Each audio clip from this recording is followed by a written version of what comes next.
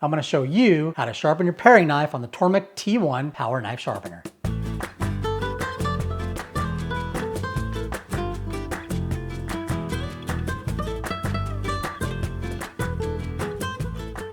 The Tormek T-1 Power Knife Sharpener is Tormek's first entry-level sharpener for anybody, home chef, backyard barbecuer, anyone who wants to sharpen knives with a power sharpener. The thing that's nice about the Tormek T-1 is it is all self-contained, it is very light, it is small, and it is mighty. The Tormek T-1 Power Sharpener is fantastic in that you can do any degree in 1 degree increments from 8 degrees to 25 degrees. Therefore, anything in your kitchen can be sharpened with the Tormek T-1 knife sharpener. The thing I love about the T-1 is it has a diamond conical wheel. It is also a honing device as well, with a power wheel for honing that is impregnated, so you do not have to actually put any compound on the wheel because it's already built in. I can tell you that I've used this hundreds of times, and this will probably last you many, many, many years before you would ever even need to think to change the honing wheel or the diamond disc. However, both of these can be removed and replaced with new discs or new honing wheels. The thing I like about the Tormek T-1 is the versatility. You can actually adjust this from the 8 degree mark all the way to the 25 degrees and 1 degree increments. The other thing that's really nice about the Tormek T-1 knife sharpener is that it has a disc that is a magnet that catches the dust that comes up from the metal as it is actually removed off of the knife. This magnetic disc, which resides in the holder, and as you can see, it actually holds the metal particles. This disc can actually be removed and washed or taken off and cleaned off to remove the metal shavings and then replaced easily back into the holder. The thing is, when you remove this, you got to make sure, because this is the angle indicator that actually will fall out.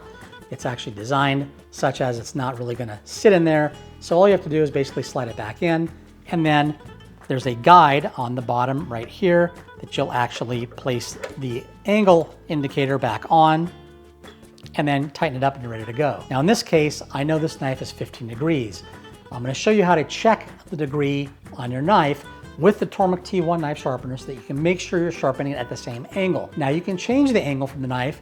If your knife is 15 degrees and you want to change it to a 17, or it's a 20 and you want to bring it down to a 17, you can absolutely do that with the Tormek T-1, because this is a 600 grit wheel, and normally if you're going to reshape a knife, you're going to need something much coarser, maybe down even to the 200 range, and then working your way on up. But it can be done. It may take a little bit of time, so I'd recommend that you find the degree of your knife and stick with that degree unless you really know what you're doing and you understand the process of changing that angle on the apex from what the original degree is into your new desired degree. Now with this, we're going to actually do 20 passes on each side, and that's going to hopefully get us a burr on one of the sides, and we'll be able to actually start dropping down our passes. We'll go from 20, we'll go down to 15, 10 to 5, and to 1, and then our knife should be ready to go for the honing process. We'll strop it on the leather strop and we'll do a test. If it's not as sharp as we want it to be, we're going to go back and do it again until we get that down to 100, 110, 120, somewhere in that range, so that we're in razor sharp or double razor sharp territory. So we're going to go ahead and do the test, and I'm just going to put some slight pressure on this, tear it out, make sure it's 0, and then we're going to go ahead and see where we're at. 725. 725 is absolutely horrible. It's not really going to cut anything. It's going to mush things. I want to get this knife below 300. So we're going to do 20 passes on this side. So we're going to go ahead and do 20 on the other side. And you can do it this way, or you can turn off the T-1. You can flip it around like so, and you can come in and do the knife this way. I prefer to actually keep it on the same side. I like to not have to keep turning things around, so I keep it like this. It's your choice, whatever you're comfortable with, and then I actually put the knife in this way, and then I go back this way as well. Now you could hear that knife really rough at the backside, which is where on the paring knife I typically do a lot of the cutting. And you can listen, it sounds fairly even.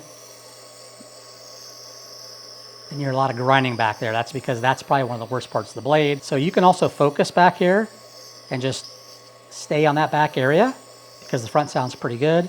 And I want to bring this down to what sounds like a pretty smooth pass back and forth. And I can already hear how it's evening out now, but right there, hear that? It's a really rough part of the knife. Some of this takes time because the knife can be in really bad shape. Now, normal use of your kitchen knife, if you stay on top of it and you just hone it and strop it, you're not gonna have to sharpen it, but maybe once every, I think I do like maybe every 3 months or so, 2 to 3 months. Now on this one right here, we're probably gonna have a burr on this side because I did a lot of passes, and I can definitely feel a little bit of a burr. I'm gonna do this again, and this time I'm gonna do 15 passes. Kind of a great thing to show you that it's actually really working. So let's go ahead and finish this up, and then I'm gonna show you the magnet so you can see how valuable that is. I'm gonna show you this hairy magnet. Now here's the magnet, and you can see it looks like a little beard growing on here, a little fuzz. And watch, I'll take the knife and I'm just gonna go ahead and touch it, and you'll see that's all, see that? All the metal shavings that are on there. And that prevents this from going all over the place, all over your counter, and also prevents it from getting airborne so that you're not inhaling it. So we cleaned our magnet in the sink. It's all brand new and shiny. We have our angle indicator, and as a tip, this piece should be facing in. If you put it this way, it's not gonna work. So facing in towards the sharpener. This is your angle guide, right? So we're gonna go ahead and slide this on just like so. And there's a small little guide at the bottom that will slide on. We'll adjust it to our 15 degrees, tighten it up, and then we're ready to keep going on and sharpening our knife. So we're on our final pass here. We're down to 5. I wanted to speed this up for you. I'm going a little bit faster now because I don't need to take off a whole lot of metal. So down to 5. We're going to do 1 pass on each side now. It's going to make sure everything is aligned. And now what we're going to do is we're going to go on to the power honing wheel. The power honing wheel is impregnated with a compound already, so you do not need to apply any compound onto the wheel. And that's what's really convenient for people that are at home, cooking in their kitchen. It's kind of a one-stop shop, and you don't even have to do the leather strop. We're gonna do a test without the leather strop first, and then we'll do the leather strop and show you that, so you see the whole process and the stages of this knife as it's being sharpened. You only need very light pressure on this, just so it makes contact. You don't need to press down really at all. Just let it hit the honing wheel at the proper angle. Now, this is a guided sharpener. This is unguided. So you're gonna have to learn how to kind of hold that angle at the 15 degrees, and I have a little tip that I can show you, is that when I sharpen this knife and I go to hone it, I put my finger over the edge just a little bit, and as I place it down, I can feel that bevel as it goes on top of the honing wheel so that it's a smooth contact over that wheel. The other thing is the wheel is going away, so you always want to make sure your blade is away from you. Do not take the blade and put it towards you. You'll actually cause damage to the wheel. You could even cut yourself, and it's just something you got to really pay attention to, that these wheels are going away from you. And when it comes to the honing wheel especially, the diamond wheel is not going to make a difference, because if you're going this way, the blade is angled in and the diamond is going across the blade. If you go this way, the wheel is going also coming in, going across the blade, but you're not going to catch it like you will on the honing wheel. The other thing is this blade is really shiny now, almost polished.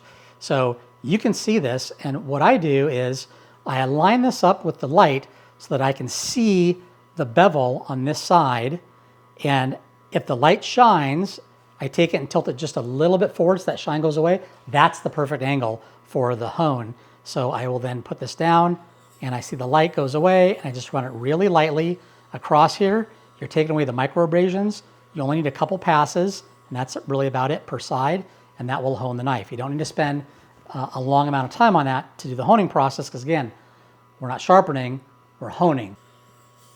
Now we're ready to go. We're going to test it for our sharpness to see what it looks like.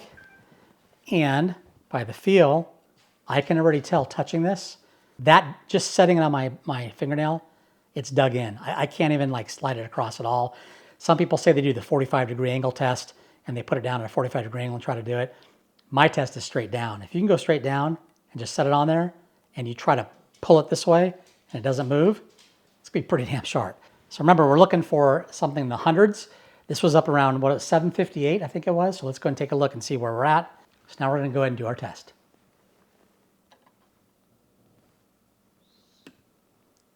Folks, we're at 111. 111. Do you know how sharp that is?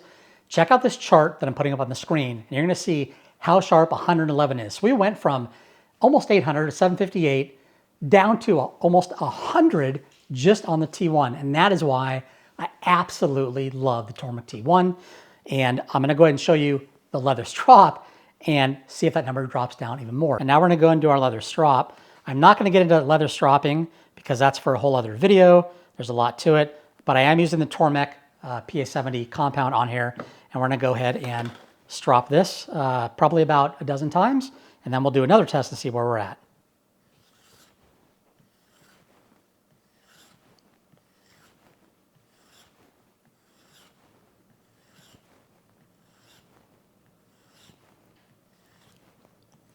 Now, if you don't strop properly, and we'll get into that in the stropping video, you can actually dull your knife again. So I would just stick with the T1 for a while until you're really comfortable. And if you feel that that knife, for some reason, you want it to be even sharper, which as a chef and a pit master, I can tell you right now, 111 with this, I'm not even gonna waste my time with a leather strop. But I'm doing it just to show you, just to see as a test how we get this down. And again, I'm not putting really any pressure on this. Very, very, very light just to make contact on this. And we're gonna go and see, and I can already see the apex of this is getting nice and polished. So we'll go ahead and we're gonna test it again. Let's reload our test media, zero that out. So we're at 111. We're gonna go ahead and tear this out to 0, get it set up again. And we'll go ahead now and we're going to do the test.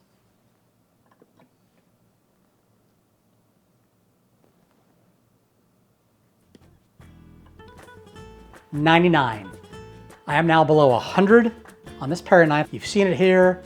I've showed the entire process that I do. This is what is incredible about the Tormek T1. Not only do you get your sharpness down to double razor edge sharpness, but that leather strop took it below 100.